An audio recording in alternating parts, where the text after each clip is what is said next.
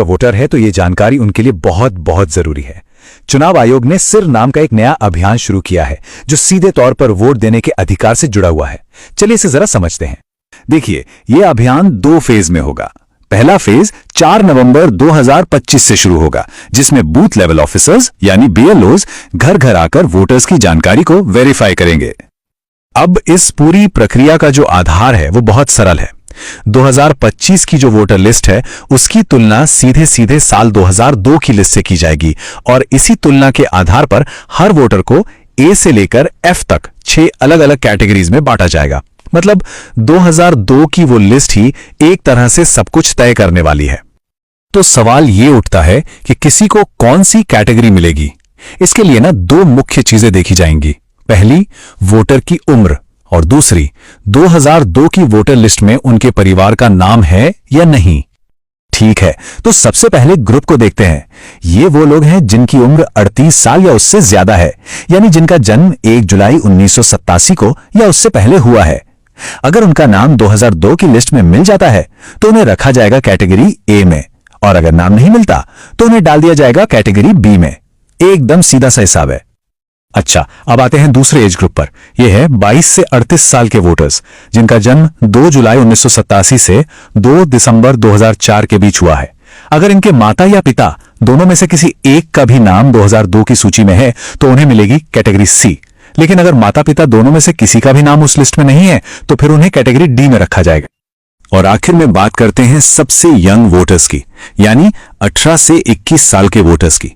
यहां पर नियम थोड़े और सख्त हैं। इन्हें कैटेगरी ई में आने के लिए माता और पिता दोनों का नाम 2002 की लिस्ट में होना जरूरी है। अगर एक का भी नाम नहीं मिला तो उन्हें सीधे कैटेगरी एफ में डाल दिया जाएगा। तो ये जो A B C D categories हैं, इनका आखिर मतलब क्या है? इसका जवाब मिलता है हमें दूसरे फेज में। आपकी कैटेगरी ही ये तय करेगी कि आपको अपना वोट देने का अधिकार बनाए रखने के लिए कौन से और कितने डॉक्यूमेंट्स जमा करने पड़ेंगे, और कुछ मामलों में अपना वोट देने का अधिकार बचाने के लिए इतने डॉक्यूमेंट्स तक देने पड़ सकते हैं। चलिए इस टेबल को जरा ध्यान से समझते हैं। अगर कोई कैटेगरी ए में है तो बहुत बढ़िया, उन्हें कोई प्रूफ नहीं देना होगा। बी, सी और ई कैटेगरी के लोगों को सिर्फ अपना एक प्रूफ देना होगा। लेकिन कैटेगरी डी वालों को अपना और अपने माता या पिता में से किसी एक का यानी कुल 2 प्रूफ देने होंगे। और सबसे ज्यादा कैटेगरी एफ वालों को अपना और अपने माता पिता दोनों का मतलब कुल 3 प्रूफ पेश करने होंगे। और सबसे जरूरी बात, अगर ये प्रूफ नहीं दिए जा सके तो मतदाता सूची से नाम हटने का पूरा खतरा है। तो अब सबसे बड़ा सवाल, आखिर किया क्या जाए? घबराने की जरूरत बिल्कुल नहीं है। कुछ बहुत आसान कदम हैं जो अभी से उठाए जा सकते हैं ताकि आगे चलकर कोई भी परेशानी ना हो। तो सवाल यह है कि पहले फेज की तैयारी के लिए हम अभी से राइट नाउ क्या कर सकते हैं? देखिए, हमारा लक्ष्य होना चाहिए कि हम सबसे आसान कैटेगरीज ए, सी और ई में आ जाएं।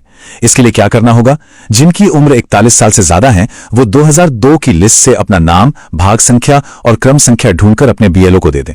जो 21 से 38 साल के हैं वो अपने माता या पिता में से किसी एक की 2002 की लिस्ट की जानकारी अपने बीएलओ को दे दें। और जो 18 से 21 साल के युवा वोटर हैं वो अपने माता और पिता दोनों की 2002 की जानकारी निकालकर अपने बीएलओ को दे दें।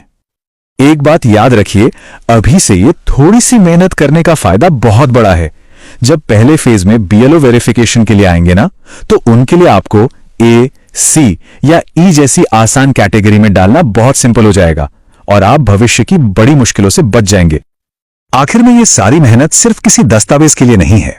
जैसा कि इस गाइड में कहा गया है, ये इसलिए है ताकि हमारा वोट देने का अधिकार बरकरार रहे और हम लोकतंत्र को बचा सकें। तो जागरूक रहिए, अपनी जानकारी तैयार रखिए और इस जरूरी संदेश को दूसरों तक भी जरूर पहुंचाइए।